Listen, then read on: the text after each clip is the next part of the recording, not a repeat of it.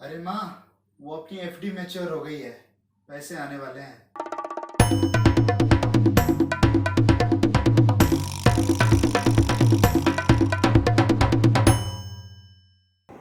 FD. ये है गुप्ता परिवार। हाँ, अभी तक मैच्योर तो हो गई होगी। दादी जी, फिर क्या करोगे इतने पैसों का? भगवान जी की कृपा से इतने सारे पैसे जमा हुए। अभी ये सारे पैसे तुम्हारे पापा को दे दूंगी। बाद में उसका वो जाने उसको कैसे संभाल के रखना है। आप बताओ पापा, आप क्या करोगे? उस पैसों को घर में बचा कर रखूंगा अपने तिजोरी में, ताकि जरूरत पड़ने पे काम आएगी। सिर्फ सेबी रिकॉग्नाइज्ड स्टॉक एक्सचेंज पे ही ट्रेडिंग कीजिए। सेबी हर इन्वेस्टर की ताकत। पापा, ये स्टॉक मार्केटिंग क्या होता है? मतलब उधर पैसे मिलते क्या अपने को? क्या करना है तुझे जानकर? वैसे भी तेरी उम्र पढ़ने लिखने की है। वो सब चीज़ों में ध्यान दे। कौन सा तुझे स्टॉक मार्केट में इन्वेस्ट करना है? पढ़ाई पे ध्यान दे, पढ़ाई पे।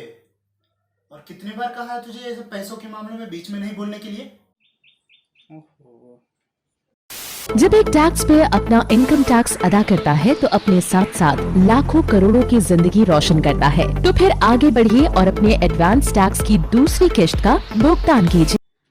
अच्छा पापा, तो फिर एटलीस्ट ये बता दो कि गवर्नमेंट हमसे टैक्सेस क्यों लेती है, या फिर लेती भी है तो इनका यूज़ कहाँ करती है वो? अरे बोलो बेटा, कितने सवाल करते हो। फिलहाल अपने पढ़ाई पे ध्यान दो। ये सब बातें जानने के लिए पूरी जिंदगी पढ़ी है। फिलहाल अपने पढ़ाई पे ध्यान दो। तुम्हारे एग्जाम्स भी आ रहे हैं। पिताजी, वो जो अपनी एफडी थी वो मैच्योर हो गई है। उसके पैसे आने वाले हैं। ये है मिश्रा परिवार।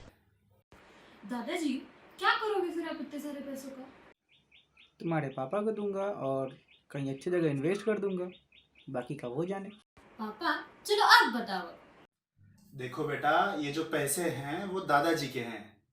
तो सबसे पहले हम दादाजी के लिए एक अच्छा सा हेल्थ इंश्योरेंस करवाएंगे, और फिर जो पैसे बचेंगे उन्हें बहुत अच्छी जगह इन्वेस्ट कर देंगे, ताकि आगे चल के यही पैसे हमारे लिए काम में आए। समझे? सिर्फ सेबी रिकॉग्नाइज्ड स्टॉक एक्सचेंज पे ही ट्रेडिंग कीजिए। सेबी हर इन्वेस्टर की ताकत। पापा, ये स्टॉक मार्केटिंग क्या होता है और इसमें क्या करना होता है? इसमें हमें पैसे मिलते हैं क्या? देखो, stock market is a type of investment जिसके अंदर हम लोग कुछ कंपनी के थोड़े से शेयर्स खरीदते हैं। अगर वो कंपनी मुनाफा कमाती है तो हमें उसका बाद थोड़ा सा हिस्सा मिलता है। पर इसके लिए रिसर्च हमारी बहुत तगड़ी होनी चाहिए, ताकि हम गलत कंपनी में पैसा ना डालें। जब एक टैक्स पेयर अपना इनकम टैक्स अदा करता है तो अपने साथ साथ लाखों करोड़ों की जिंदगी रोशन करता है। तो फिर आगे बढ़िए और अपने एडवांस टैक्स की दूसरी किश्त का भुगतान कीजिए। बट ये लोग टैक्सेस क्यों लेते हैं और इसका यूज क्या होता है? हमसे टैक्सेस इसलिए लेते हैं ताकि हमें बेसिक फैसिलिटीज प्रोवाइड कर सके, जैसे कि गवर्नमेंट हॉस्पिटल्स है, गवर्नमेंट की स्कूल्स है। और हमारे टैक्सेस हमारी प्रॉपर्टी और हमारी इनकम पे डिपेंड करते हैं। ओह, अब समझा मुझे सब।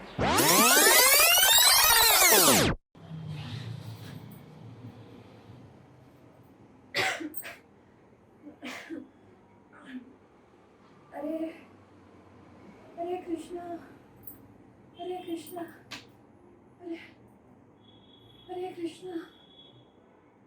अरे क्या हो गया?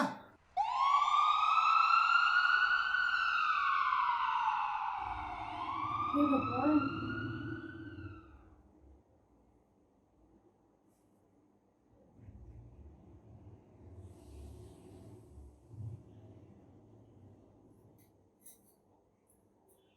मेरे इन गहनों से और सेविंग के पैसों से हॉस्पिटल का खर्चा निकल जाएगा ना? हाँ हाँ मम्मी, इतने दिनों से पैसे हमने आज के लिए ही सेव करके रखे थे ना। हाँ, जेवर भी तो बेचने ही पड़ेंगे। सारी सेविंग्स चली जाएगी इलाज में, और कल से हम फिर से नॉर्मल ज़िंदगी। इतनी सेविंग्स भी तो नहीं बचा के रखी थी कि मम्मी का इलाज भी हो जाए और हम बाकी सब काम भी कर पाए। सेविंग्स तो गई। लेकिन हमने तो वर्षों से सेव करते आए हैं ना। अगर हम एक हॉस्पिटल के खर्चे नहीं उठा सकते, फिर सेविंग का क्या फ़ायदा? बेटा, आज समझ में आया कि सेविंग्स कितनी भी ज़्यादा ही क्यों ना हो, मार्केट में उसकी वैल्यू कम होते जाती है। और साथ ही साथ इंश्योरेंस भी बहुत ज़्यादा ज़रूरी है। अब तो शर्मा जी के घर से ही कर्जा लेना पड़ेगा। अरे क्या हो गया?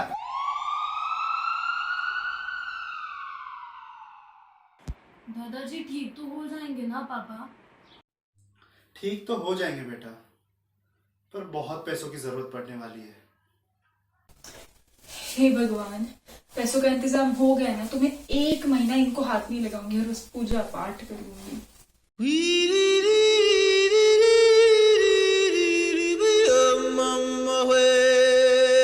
अरे जरूरत क्या थी इसकी? इंश्योरेंस तो करवा ही रखा था, पैसों का इंतजाम वहां से हो जाता। फालतू में मन्नत मांग लिया। तुम्हारी फीलिंग हमारी फीलिंग के बीच में मन्नत। बेटा पढ़ाई कैसी चल रही है? अच्छी चल रही है पापा। और हाँ, तुम्हारे एक्स्ट्रा ट्यूशन का क्या हुआ? क्या मम्मी, हमेशा पढ़ाई पढ़ाई। पता है ना, दादी के हार्ट अटैक के बाद घर की इकोनॉमिक कंडीशन कितनी खराब हो गई है। इसीलिए मन लगाकर पढ़ाई करो, मन लगाकर। हाँ पापा, अगले मंथ 12th का रिजल्ट आने वाला है और उसके बाद मैं सीधे जनरल कंपटीशन की तैयारी में लग जाऊंगा। हाँ, अभी हमें हमारी सेविंग्स बढ़ानी होगी। हमारे पास जितनी सेविंग्स है उसे हम खर्च भी नहीं कर सकते और कहीं इन्वेस्ट भी नहीं कर सकते, इतनी कम है। और क्या पता कल को फिर से ऐसी कोई आपदा आ जाए तो सेविंग्स तो करनी पड़ेगी। हाँ पापा, सेविंग तो होती ही बहुत काम की चीज़ है और इन्वेस्टमेंट का क्या फ़ायदा, आज ऊपर है कल नीचे जाएगा और हमारे पास उतने पैसे भी तो नहीं है ना। और रही बात जानकारी की, मैं तो ठहरा साइंस का स्टूडेंट, क्या ही जानता है इकोनॉमी के बारे में। और बेटा पढ़ाई कैसी चल रही है तुम्हारी? आप क्यों हमेशा इसकी पढ़ाई के पीछे पड़े रहते हो? कभी रिलैक्स भी करने दिया करो। अभी तो पैंडेमिक भी चल रहा है, ज़्यादा बाहर भी नहीं जाते। पैसे कहाँ खर्च करते हो जो पॉकेट मनी मिलती है? उसका पैसा वो जहाँ खर्च करे। नहीं पापा, आजकल तो पैसे बच ही जाते हैं at the end of the. Investment के बारे में सोचा है कभी? मन तो बहुत करता है पापा, लेकिन साइंस स्टूडेंट हूँ ना, उसकी वजह से इकोनॉमी और मनी हैंडलिंग नहीं समझ पाती हूँ। अपने पैसे हैंडल करने के लिए इकोनॉमिस्ट बनना जरूरी थोड़ी है। यूट्यूब और गूगल पे बहुत सारे ट्यूटोरियल हैं, खोल के देखे हो कभी? और जरूरी नहीं कि इन्वेस्टमेंट करोड़ों रुपए में हो। तुम अपनी पॉकेट मनी जितना भी कैपिटल जो है वो इन्वेस्ट कर सकते हो और अच्छे रिटर्न पा सकते हो। ठीक है पापा, तो आज से ही मैं ऑनलाइन सोर्सेज से स्टडी करके अपने पॉकेट मनी से इन्वेस्टमेंट स्टार्ट कर दूंगी। 15 साल बाद चिंकी और गोलू दोनों बड़े हो जाते हैं।